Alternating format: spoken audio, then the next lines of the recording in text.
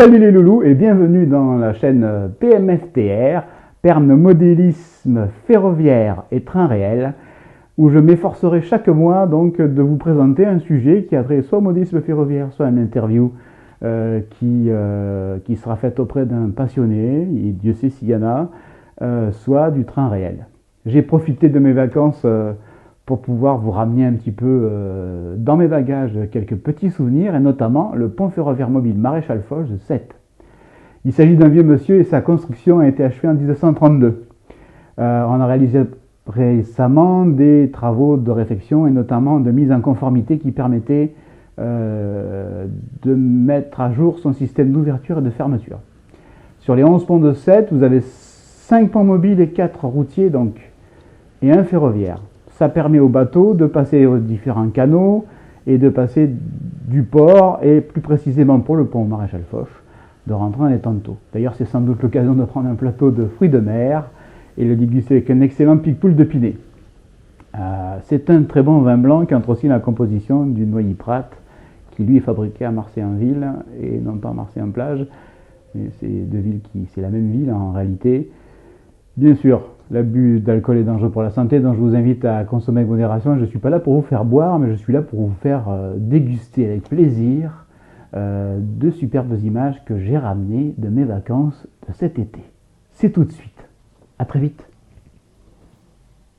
Mes vacances d'été n'auraient pas été complètes sans vous ramener quelques souvenirs de la plage. Outre être allé chiner des trains à la brocante de Sète, j'ai voulu partager avec vous un peu d'architecture et de technique ferroviaire. La SNCF à l'époque ne m'ayant pas donné autorisation de prendre des photos de la gare de Sète et des prises de vue, j'ai donc pris des clichés en restant en dehors des emprises. On parle du pont ferroviaire mobile Maréchal Foch. Il s'agit d'un vieux monsieur car sa construction a été achevée en 1932. Des travaux ont été réalisés en février 2021, lui permettant à nouveau de se relever pour laisser passer les bateaux qui entrent dans les temps de taux en passant par le canal de la Bordigue. En 2019, c'est son système de fermeture et d'ouverture qui avait été rénové. Sète compte 5 ponts mobiles, 4 routiers et un ferroviaire sur les 11 ponts, qui constituent un petit peu le maillage de la ville. Ces ponts mobiles permettent aux bateaux d'accéder au canal de la Bordigue, de sortir au port ou encore de rentrer dans les temps de taux. Et c'est d'ailleurs l'occasion, sans doute, de prendre un plateau de moules et le déguster avec un excellent pic-poule de Pinette dans le quartier de la Pointe-Courte, qui est tout proche de ce pont, qui est un quartier pittoresque, qui mérite visite. Donc ce pic-poule de Pinet, c'est un très bon vin blanc qui entre aussi dans la composition du Noilly Prat, qui lui-même est un vermouth qui est fabriqué à Marseille-en-Ville. Bien entendu, l'abus d'alcool est dangereux pour la santé, alors il faut en consommer avec modération. Pour circuler et éviter de se trouver coincé dans la circulation, car les ponts routiers, c'est 4 ponts, des 4 ponts ont pivoté pour laisser passer la flotte de bateaux, et c'est un peu la loterie. Donc il faut vraiment se retrouver au bon endroit, au bon moment, et y compris pour prendre des vidéos. Mon oncle qui s'est baladé à vélo, c'est-à-dire exclamé à d'autres cyclistes attendant devant le pont routier le vent tout proche. Ce pont routier est le vent tout proche du pont ferroviaire. Ils ont intérêt à avoir de bons freins, ce qui reste sur le pont pendant la manœuvre. Les cyclistes ont été un peu médusés de sa remarque, puis ils ont compris la boutade. Mon oncle est un sacré numéro, il faut le voir au camping, enfin bref, je m'égare un peu.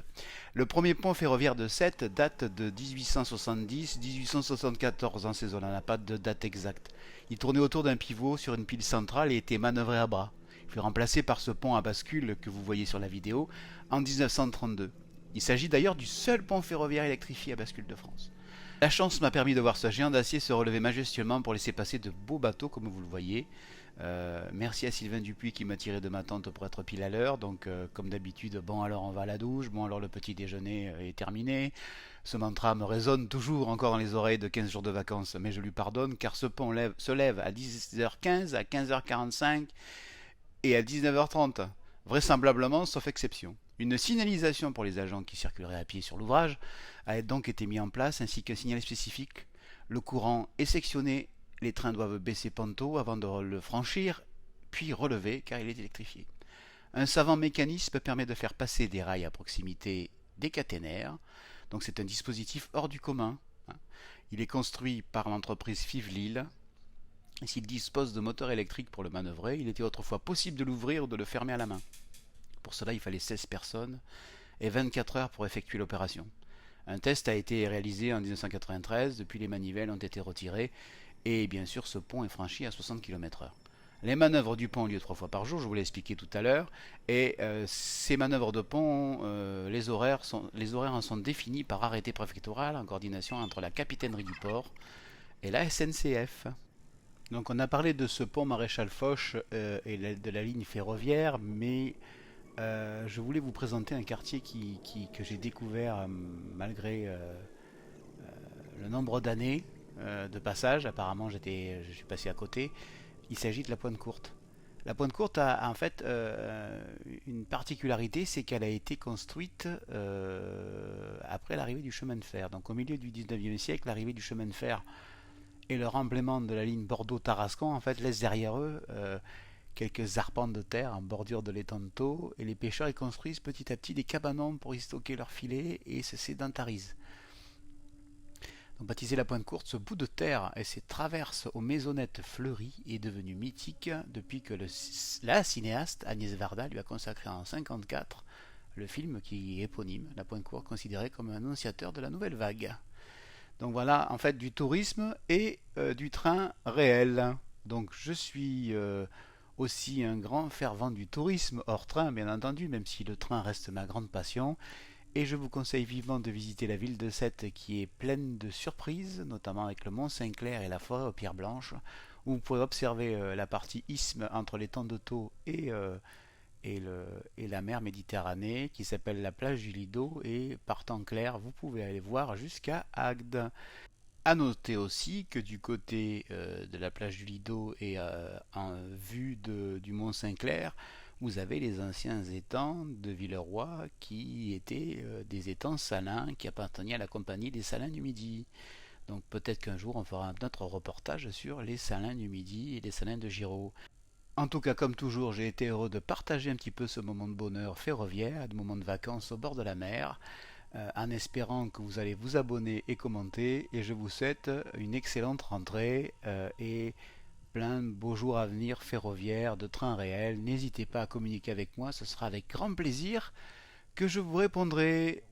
Rendez-vous le 1er octobre avec une nouvelle vidéo qui, j'espère, vous fera énormément plaisir, qui parlera bien sûr de trains réels ou de modélisme.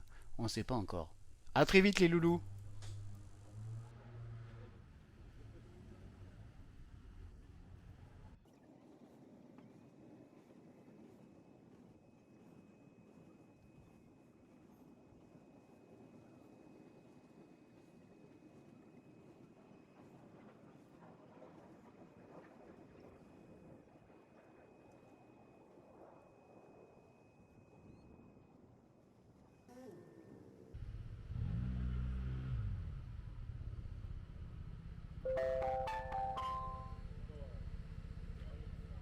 Les bateaux qui passent les ponts, veuillez vous mettre sur le canal 9 de la chasse, s'il vous plaît.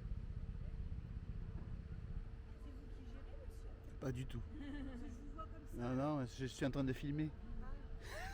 J'ai l'impression que vous êtes le technicien. Non, non, non.